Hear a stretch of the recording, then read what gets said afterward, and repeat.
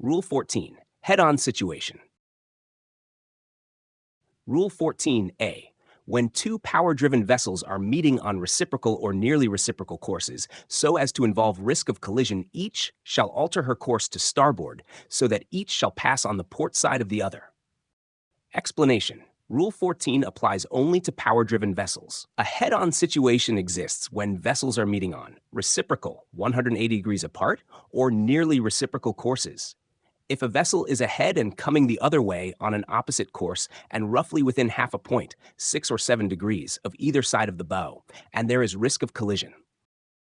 Both vessels are give-way vessels. Each vessel must alter course to starboard and pass port side to port side. This rule creates a simple, symmetrical action that avoids confusion.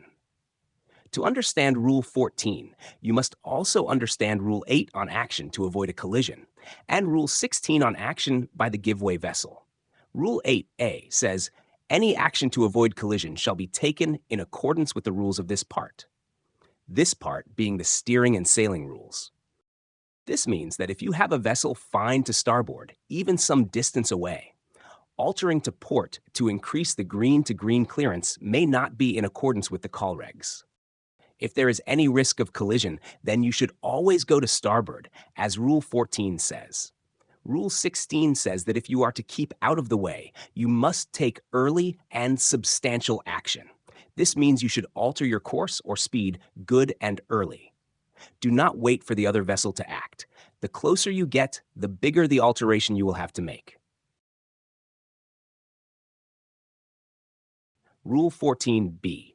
Such a situation shall be deemed to exist when a vessel sees the other ahead or nearly ahead, and by night she could see the masthead lights of the other in a line or nearly in a line, and or both side lights, and by day she observes the corresponding aspect of the other vessel. Explanation. This paragraph explains how to recognize a head-on situation. By night, two masthead lights in line or nearly in line, and or both side lights visible. By day, the other vessel is seen ahead or nearly ahead with a symmetrical aspect. The lights and visual aspect are indicators, not conditions. The key factor is risk of collision. Rule 14c.